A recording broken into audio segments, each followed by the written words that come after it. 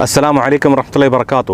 غیر اللہ کے لیے جانور ذبح کرنا، غیر اللہ کا مطلب آپ کو واضح پتہ ہونا چاہیے۔ غیر یہ جو ہے عربی کا لفظ ہے، غیر مطلب اللہ کے علاوہ، یعنی اللہ کے علاوہ، چاہے وہ نیک سے نیک ہستی کیوں نہ ہو، چاہے وہ انبیاء ہی کیوں نہ ہو، آپ کسی کے نام پر بھی جو جانور ہیں وہ آپ ذبح نہیں کر سکتے۔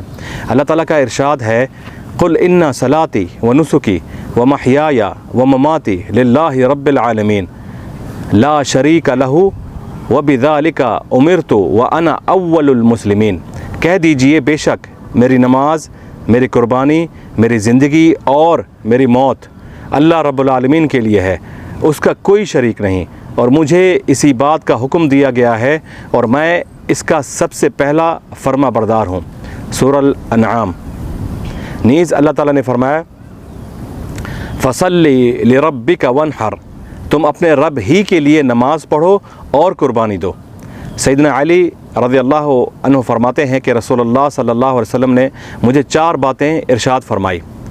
نمبر 1، جو شخص غیر اللہ کے لیے جانور ذبح کرے اس پر اللہ تعالیٰ کی لعنت۔ نمبر 2، جو شخص اپنے والدین پر لعنت کرے اس پر بھی اللہ تعالیٰ کی لعنت۔ نمبر 3، جو شخص کسی بدعتی کو پناہ دے اس پر بھی اللہ تعالیٰ کی لعنت۔ نمبر 4، اور جو شخص حدود زمین کے نشانات کو بدلے اس پر بھی اللہ تعالیٰ کی لعنت۔ یہ جو حدیث جو میں نے آپ کو سنائی ہے یہ صحیح مسلم کی حدیث ہے۔ ایک اور حدیث میں آتا ہے اسی مسئلے کے متعلق، طارق بن شہاب رضی اللہ عنہ سے روایت ہے کہ رسول اللہ صلی اللہ علیہ وسلم نے فرمایا، ایک شخص ایک مکھی کی وجہ سے جنت میں چلا گیا اور ایک شخص ایک مکھی ہی کی وجہ سے جہنم میں چلا گیا۔ صحابہ کرام رضی اللہ عنہ نے عرض کیا، یا رسول اللہ وہ کیسے؟ آپ نے فرمایا صلی اللہ علیہ وآلہ وسلم، 2 آدمیوں کا ایک قوم پر گزر ہوا جس کا ایک بت تھا، وہ کسی کو وہاں سے چڑھاوا چڑھائے بغیر گزرنے کی اجازت نہ دیتے تھے۔ ان لوگوں نے ان میں سے ایک سے کہا، چڑھاوا چڑھاؤ۔ اس نے کہا، میرے پاس چڑھاوے کے لیے کچھ نہیں۔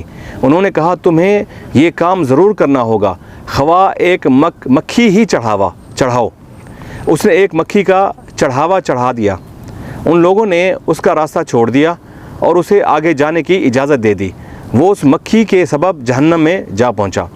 انہوں نے دوسرے سے کہا، تم بھی کوئی چڑھاوا چڑھاؤ۔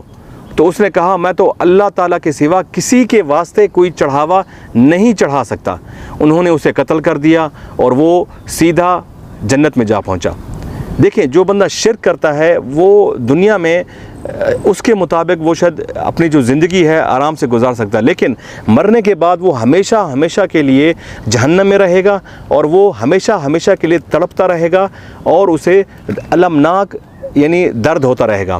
اس لیے آپ ان احادیث کو اور ان قرآن مجید کی آیتوں کو غور سے پڑھیں اور ترجمہ پڑھیں تاکہ آپ کو دین کی سمجھ آ جائے۔ السلام علیکم ورحمۃ اللہ وبرکاتہ۔